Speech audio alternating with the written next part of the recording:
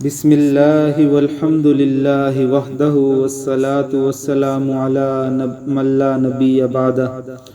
اللہ کے نام سے آغاز ہے اور تمام سچی تعریف صرف اللہ کے لیے ہے، اور اللہ کی رحمت اور سلامتی ہو اس پر جس کے بعد کوئی نبی نہیں۔ بچوں کے جھوٹ بولنے کے اسباب اور علاج، یہ آج کا ہمارا ٹاپک ہے، لیکن اس سے پہلے ہمارے چینل کو سبسکرائب کر لیں تاکہ ہماری ویڈیوز آپ کو بر وقت ملتی رہیں۔ والدین کے لیے وہ وقت بڑا ہی اذیت ناک اور دکھ بھرا ہوتا ہے جب والدین اپنے بچوں کی اچھی مثبت تربیت کے لیے اپنے تمام تر اچھی صلاحیتیں اور وسائل کا استعمال کرنے کے بعد اور اپنے طور پر ان کی اچھی تربیت کرنے کے بعد بھی یہ دیکھیں کہ ان کے بچے یا ان کے بچوں میں سے کوئی جھوٹ بولتا ہے، لیکن ایسا اکثر والدین یہ نہیں جانتے کہ ان کی اس اذیت اور دکھ کے اسباب کیا ہیں۔ اس لا علمی کی بنا پر وہ اپنی صلاحیتیں اور وسائل کسی مثبت نتائج کے حصول کی کوشش میں خرچ تو کر دیتے ہیں، لیکن مطلوبہ نتائج نہیں حاصل کر پاتے۔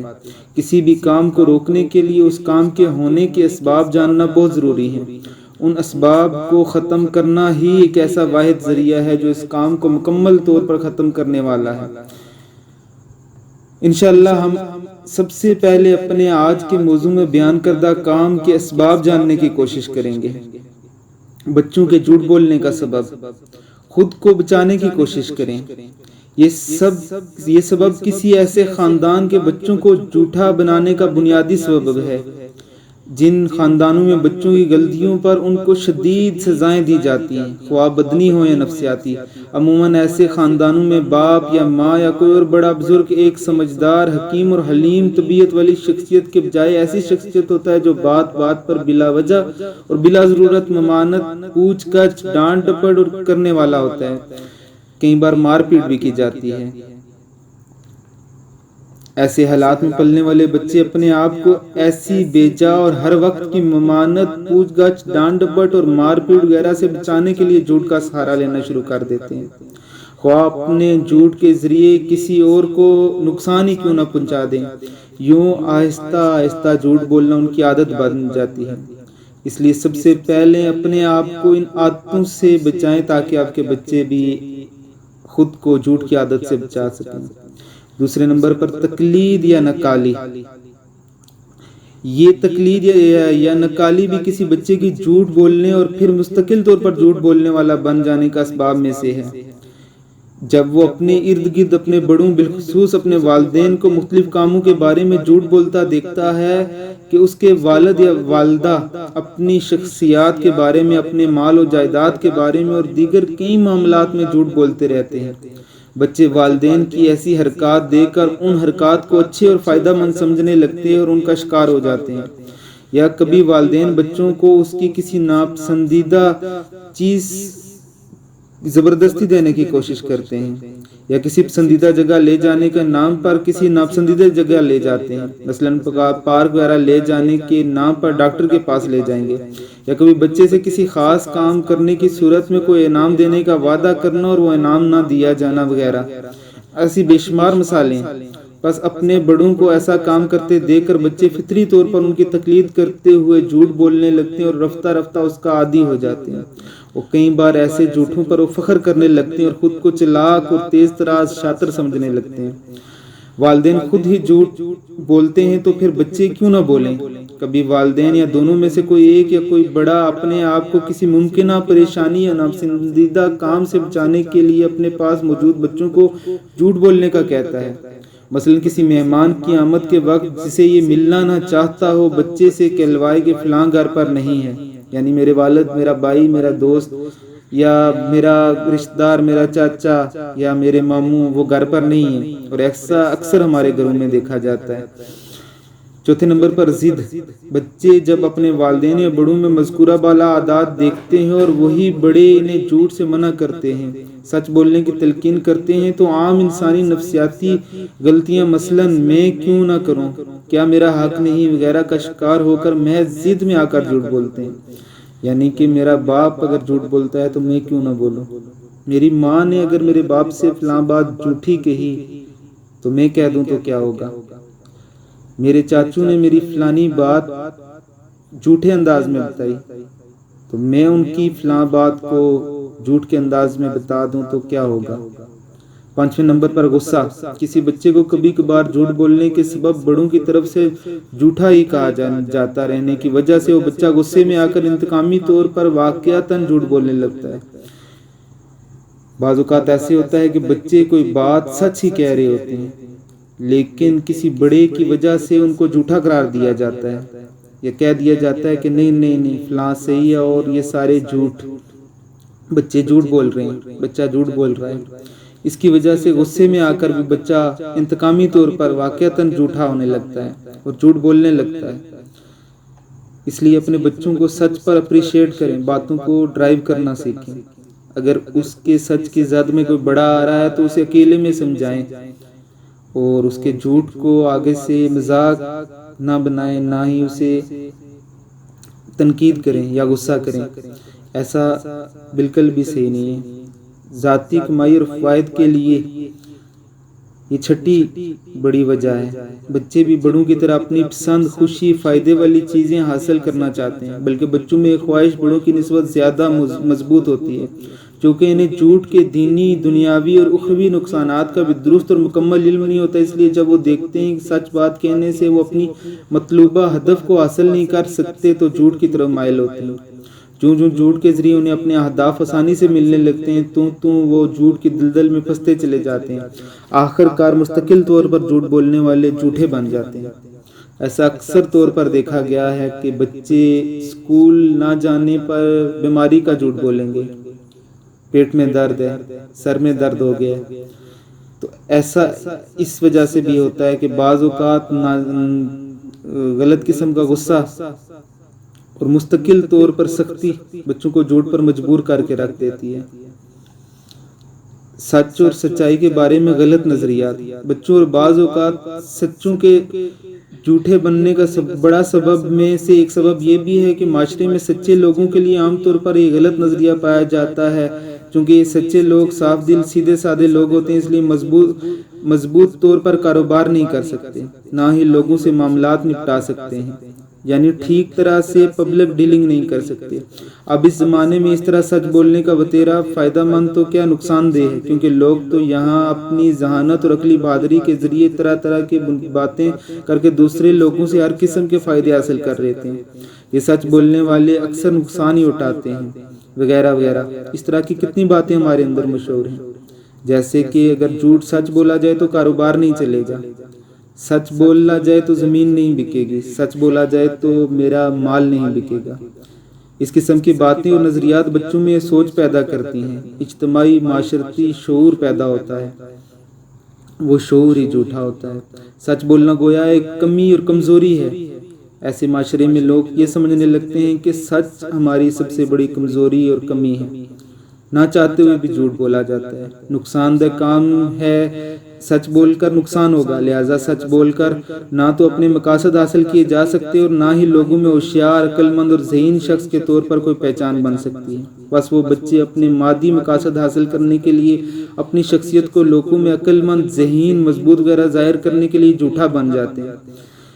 ان تمام اسباب کو جاننے کے بعد انشاءاللہ ہم یہ دیکھتے ہیں کہ ان اسباب کو کس طرح ختم کیا جا سکتا ہے اور کس طرح روکا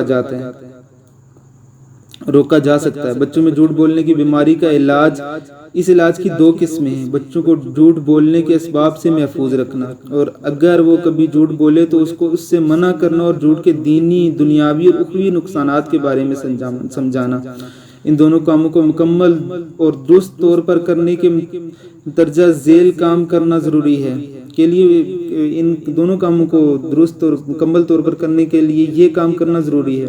بچوں کے لیے کوئی مثالی شخصیت، آئیڈیل شخصیت مہیا کرنا، یعنی آج کا بچہ سپر مین، اسپائڈر مین یا پوکیمون یا کسی ایسے کریکٹر کو اپنے لیے آئیڈیل سمجھتا ہے جس میں کوئی انسپائریشن نہیں ہے، بلکہ اس کی کچھ مافوق الفطرت صلاحیتیں ہی اس کے سپر مین یا اسپائڈر مین ہونے کی وجہ اور اس کا آئیڈیل ہونے کی وجہ ہے۔ بچوں کو ذہنی طور پر کسی ایسے بہترین کردار کے ساتھ منسلک کرنا جس کی زندگی کا ہر پہلو اس بچے کو اپنی معاشرتی اور ذاتی زندگی کے ہر کام کو اعلیٰ ترین اخلاق کے معیار کے مطابق کرنے پر مائل رکھے، اور دنیا کے فوائد سے پہلے آخرت کے فوائد کی سوچ میں مگن رکھیں۔ بلا شک و تردد ایسی مثالی شخصیت میں سب سے مکمل ترین شخصیت محمد مصطفیٰ صلی اللہ علیہ وسلم کی ہے، اور ان کے بعد تمام تر انبیاء، رسول اور پھر صحابہ کرام اور پھر مسلمانوں میں تقوی والے نیکوکار لوگ، اولیاء کرام، علماء کرام، محدثین اور فقہا، مسلمان جنگجو، یہ لوگ ہمارے لیے آئیڈیل بن سکتے ہیں۔ اپنے بچوں کو ان کی کہانیاں سنائیں، ان کے قصے بار بار دہرائیں، ان کے بارے میں روز ڈسکشن کریں۔ لہٰذا اپنے بچوں کو ایسی تربیت دی جانی چاہیے جس کے نتیجے میں وہ ان شخصیات کو اپنا آئیڈیل بنائیں، نہ کہ ان لوگوں کو جو بظاہر تو کچھ دنیاوی اور اچھائیوں کا مظہر ہیں یا دنیاوی معیار کے مطابق جاذبیت والے ہیں، لیکن حقیقتاً گناہوں اور برائیوں کے پیغمبر ہیں۔ یعنی اپنے بچوں کو شاہ رخ خان یا عامر خان یا کسی اور خان کا فین نہ بنائیں، بلکہ انہیں رسول اللہ صلی اللہ علیہ وسلم کی زندگی یا صحابہ کرام کی زندگی یا کسی بھی اچھی شخصیت کی زندگی کی طرف مائل کریں۔ ان کے لیے آئیڈیل کسی ایسے شخص کو بنائیں جو مکمل طور پر ان کے لیے ہر کام میں آئیڈیل ثابت ہو۔ اپنے کردار بھی ایک سچے انسان کی طرح پیش کرنا۔ اپنے والدین اور بڑوں کو چاہیے کہ وہ اپنی شخصیت کو بھی سچے انسان کی طرح بچوں کے سامنے پیش کریں۔ یہ کام آغاز میں بیان کیے گئے اسباب کو ختم کرنے کے ضمن میں آتا ہے۔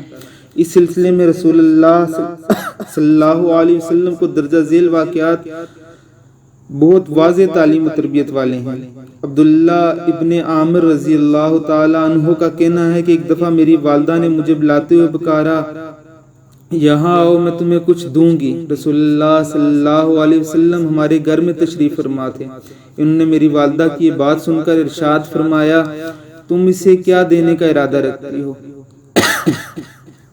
عبداللہ رضی اللہ عنہا نے عرض کیا کہ میں اسے کھجور دوں گی، تو ارشاد فرمایا، اور اگر تم نے اسے کھجور نہ دی تو تم پر ایک جھوٹ لکھ دیا جائے گا۔ سنن ابن داؤد حدیث نمبر 4991، کتاب الآداب باب 88، سلسلہ الاحادیث الصحیحہ حدیث نمبر 748۔ اس حدیث شریف میں ہمیں بڑی وضاحت سے سبق مل جاتا ہے کہ بچوں کے ساتھ بھی مذاق میں بھی جھوٹ نہیں بولنا چاہیے، اور نہ ہی انہیں کسی کام کے کرنے کے انعام کے بارے میں کوئی جھوٹا وعدہ کیا جانا چاہیے۔ نصیحت آموز واقعات، بچوں کے ایسے سچے واقعات سنائے اور پڑھائے جانے چاہیے جو سچ کی اچھائی اور دنیا اور آخرت میں اس کے فوائد کے بارے میں ہوں، اور جھوٹ کی برائی، مذمت اور دنیا و آخرت میں اس کے نتیجے میں ظاہر ہونے والی ذلت اور نقصانات کے بارے میں ہوں، تاکہ بچوں کو جھوٹ کے وقتی فوائد اور دائمی نقصانات کا علم ہو جائے، ان میں جھوٹ سے دور رہنے اور اس سے بچنے کا شعور اجاگر ہو، سچ کے وقتی اور دائمی فوائد کا علم ہو جائے، ان فوائد کو حاصل کرنے کے لیے جد و جہد اور صبر کا حوصلہ میسر ہو جائے۔ بچوں کی دیکھ بھال کرتے رہنا، بچوں کی دیکھ بھال یوں بھی کی جانی چاہیے کہ اس بات کا خیال رکھا جائے کہ بچے گھر میں اور مدرسے میں اور یعنی اسکول، کالج اور یونیورسٹی میں اپنے بھائیوں، بہنوں اور دوستوں کے ساتھ کس قدر سچ اور جھوٹ والا رویہ رکھتے ہیں۔ بچوں کی نفسیات کا خیال رکھنا چاہیے۔ بچوں کی نفسیات پر گہری نظر رکھی جائے کہ وہ کیا پسند کرتے ہیں اور کس چیز سے نفرت کرتے ہیں۔ اس پسند اور نفرت کی بنا پر اس کے اقوال میں کہاں اور کس قدر سچ اور جھوٹ شامل ہوتا ہے، پھر اس کے مطابق اس کی تربیت کی جائے، وہ مثبت چیزوں کو پسند کرے اور منفی اثرات مرتب کرنے والی چیزوں سے نفرت کرے، اور کسی محبت اور کسی نفرت کے سبب جھوٹ مت بولے۔ حوصلہ افزائی اور حوصلہ شکنی کرنا، بچوں کے روزمرہ معاملات کو دیکھا جانا چاہیے، جہاں کہیں اس کے سچ بولنے کا پتہ چلے، اس کی خوب اچھے طریقے پر حوصلہ افزائی کی جائے، یہاں تک کہ وہ اس بات پر مضبوطی سے قائم ہو جائے کہ اسے سچ ہی بولنا ہے۔ اسے اپنی دنیا کی زندگی میں بھی ہمیشہ ہر طرف یہی سننا ہے کہ وہ سچا ہے، اپنے اللہ کے ہاں بھی سچا بننا ہے، اور جھوٹ بولنے پر اس کو سمجھایا جائے اور مثبت طریقے پر اس کی حوصلہ شکنی کی جائے، یہاں تک کہ وہ اس بات پر مضبوطی سے قائم ہو جائے کہ اسے کسی بھی صورت میں جھوٹ نہیں بولنا، اور اسے کبھی بھی کسی سے یہ نہیں سننا کہ وہ جھوٹا ہے، نہ تو دنیا میں اور نہ ہی اپنے اللہ کے سامنے۔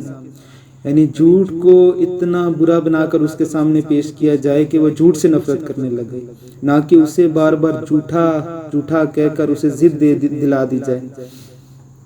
صحیح اسلامی عقائد کی تعلیم، سب باتوں سے پہلے اور بعد میں یہ بھی بحیثیت مسلمان ہمیں اپنے بچوں کو بالکل آغاز سے ہی صحیح اسلامی عقائد سکھاتے رہنا چاہیے۔ اللہ تبارک تعالیٰ کی ذات اور صفات کی پہچان کرواتے رہنا چاہیے۔ سچ بولنے پر اللہ کے انعامات اور جھوٹ بولنے پر اللہ کے عذاب کی خبر سناتے رہنا چاہیے۔ یہ خیال نہیں کرنا چاہیے کہ ابھی تو چھوٹے ہیں، یہ ان باتوں کو کیا سمجھیں گے۔ جی ہو سکتا ہے وہ اس وقت تو نہ سمجھ سکیں، لیکن العلم فی الصغر کا نقش فی الحجر، یعنی کہ چھوٹی عمر کا علم یا چھوٹے ہونے کا علم ایسے ہے جیسے پتھر پر لکیر۔ چھوٹی عمر میں حاصل کیے گئے علم پتھر پر لکیر کی مانند ہوتا ہے، لہذا زندگی میں کبھی نہ کبھی کہیں نہ کہیں وہ باتیں انہیں یاد آئیں گی اور عین ممکن ہے کہ انہیں برائی اور گناہ سے بچنے اور اچائی اور نیکی کی راہ پر چلنے کے سبب بن جائیں۔ ویسے بھی تربیت کی سب سے زیادہ اچھی عمر اس کا بچپنا اور اس کا لڑکپنا اور اس کی ٹین ایج تک کی ہے۔ اس کے بعد وہ خود باشعور ہو جاتا ہے اور اس کے عادات و اطوار سارے ڈھل چکے ہوتے ہیں۔ بس ہمیں اپنی اولاد کی شخصیت کو پہلے ہی دن سے اللہ عز و جل اور رسول اللہ صلی اللہ علیہ وسلم کی تابع فرمانی کی تربیت دیتے ہوئے بنانا چاہیے۔ انشاءاللہ جھوٹ سے آپ یہ سب کام کریں، انشاءاللہ آپ کے بچے جھوٹ سے محفوظ رہیں گے۔ یہ مضمون محدث فارم پہ عادل سہیل ظفر صاحب نے لکھا تھا، اللہ تعالیٰ ان کو اس کا اجر دے۔ اللہم صلی علی محمد وعلی آل محمد کما صلیت علی ابراہیم وعلی آل ابراہیم انک حمید مجید۔ اللہم بارک علی محمد وعلی آل محمد کما بارکت علی ابراہیم وعلی آل ابراہیم انک حمید مجید۔